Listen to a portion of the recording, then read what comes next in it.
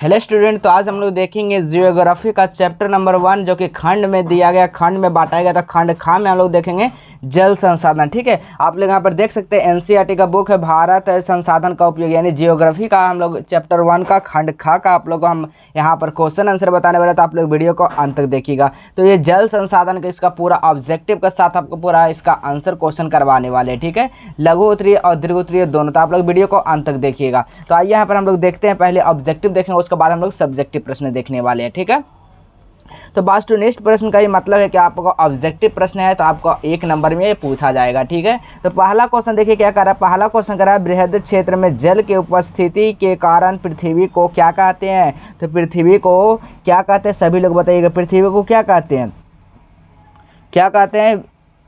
तो नीला ग्रह कहते हैं। क्या कहते हैं? नीला ग्रह कहते हैं। सभी को याद होना चाहिए। अगला प्रश्न देखिएगा, कुल जल का कितना प्रतिशत भाग महासागरों में निहित है। तो हमारा जो महासागरों में जल का निहित है 95.5%। ठीक है, चलिए अगला प्रश्न को देखिएगा। अगला प्रश्न क्या करा, देश के बांधों को किसने भारत का मंदिर कहा था। तो पंडित जवाहरलाल नेहरू ने कहे थे, देश के बांधों का क्या कहते हैं, मंदिर कहते हैं। अगला देखिएगा, अगला प्रश्न क्या कर रहा है, 4 नंबर क्वेश्चन कर रहा है, प्राणियों के शरीर में कितना प्रतिशत जल का मात्रा निहित होता है। यानी प्राणियों में जो शरीर में पानी होता है ना, जल की मात्रा वो 65% होती है। अगला क्वेश्चन देखिएगा, अगला क्वेश्चन क्या कर रहा है जी, समझिएगा। अगला क्वेश्चन है, बिहार के अति जल दोहन का, यानी कि जल अति जल यानी में अति में क्या होता है, अधिक जल दोहन किस तत्व का संकेंद्रण जो है बढ़ा था। तो आर्सेनिक का बढ़ा था, याद रखिएगा। अब यहाँ पर आइए अति लघु उत्तरीय प्रश्न को हम लोग देखेंगे, सॉरी यहाँ पर लघु उत्तरीय प्रश्न को देखेंगे, उसके बाद हम लोग देखेंगे अति लघु उत्तरीय प्रश्न का। ठीक है, तो देखिए इसमें आपको लघु उत्तरीय में आपको ज़्यादा बड़ा ही नहीं लिखना, ना ज़्यादा छोटा ही लिखना, आपको 20 से 30 शब्द में आपको उत्तर देना है। ठीक है, तो पहला क्वेश्चन देखिए, बहुउद्देशीय परियोजना से आप क्या समझते हैं। बहुउद्देशीय परियोजना क्या है, इसके बारे में आपको लिखना है। तो यहाँ पर समझिएगा बहुउद्देशीय परियोजना क्या है। तो देखिएगा, एक ऐसा परियोजना जिसमें विकास कई उद्देश्य की पूर्ति के साथ हो, उसे क्या कहते हैं, बहुउद्देशीय परियोजना कहते हैं। इस परियोजना के अंतर्गत बाढ़ नियंत्रण, मछली पालन, विद्युत आपूर्ति, खेतों की सिंचाई की जाती है। ठीक है, पहला का आंसर बस इतना ही आपको लिखना है। चलिए अब अगला क्वेश्चन देखिएगा। अगला क्वेश्चन क्या कह रहा है, जल संसाधन के क्या उपाय हैं, इसको लिखिए। जल संसाधन के क्या उपाय हैं, इसके बारे में आपको लिखना है।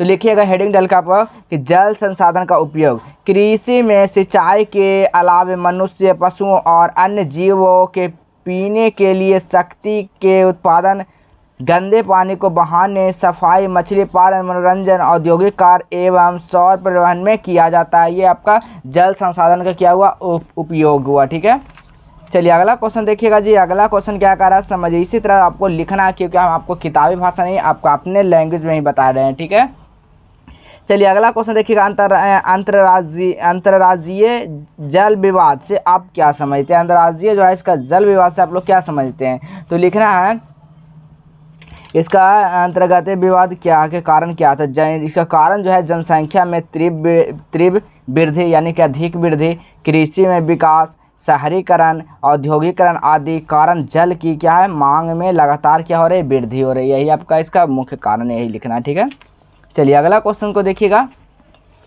अगला क्वेश्चन यहाँ पर क्या करा समझिएगा। अगला क्वेश्चन है 4 नंबर क्वेश्चन क्या करा देखिएगा। 4 नंबर क्वेश्चन कहा जा रहा है, जल संकट क्या है। तो जल संकट के बारे में लिखना कि जल संकट आखिर है क्या। तो लिखना है आपको, देखिएगा यहाँ पर लिखना है, विभिन्न कार्यों के लिए जल की कमी, उपलब्धता या अनुपलब्धता की ही जल का संकट कहते हैं। बस इतना ही आपको लिखना है, अपना ही लैंग्वेज में ध्यान देना है। अगर आपको 2 नंबर में पूछा जाएगा तो 2 में 2 नंबर आएंगे। ठीक है, इस तरह अगर आप लोग लिखते हैं तो। चलिए अगला क्वेश्चन देखिएगा। अगला क्वेश्चन क्या कर रहा है, भारत की नदियों के प्रदूषण के कारणों का वर्णन करें। यानी जो भारत की नदियाँ हैं वो प्रदूषण है, उसके कारण लिखना कैसे, कि किसके कारण जो है भारत के नदियों क्या प्रदूषण है। तो लिखना है, भारत में जल प्रदूषण को बढ़ते स्तर का प्रमुख कारण निम्नलिखित। निम्नलिखित मतलब होता है नीचे दिया गया। तो पहला कारण जो लिखना, औद्योगिक का कूड़ा। ठीक है, दूसरा कृषि क्षेत्र में अनुचित गतिविधियां, तीसरा जहाज़ों से होने वाला तेल रिसाव। तेल रिसाव का मतलब है, हिसाब मतलब क्या होता है, बहना, यानी कि जहाज़ों से जो तेल बहता है उससे क्या है, हमारा प्रदूषण फैलता है। ठीक है, नदियों में, यही आपका लिखना। चलिए अब हम लोग देखेंगे क्या, दीर्घ उत्तरीय प्रश्न। ठीक है, इसका भी हम लोग क्लियर कर देते हैं। आपको 2 ही पूछा गया है, तो पहला लिखिएगा दीर्घ उत्तरीय प्रश्न का आंसर किस तरह से आप लोग लिखना है समझिएगा। तो आइए यहाँ पर समझिएगा किस तरह से लिखना पहला का उत्तर, एकदम बारीकी से समझते चलिए, लिखते चलिए, ठीक है।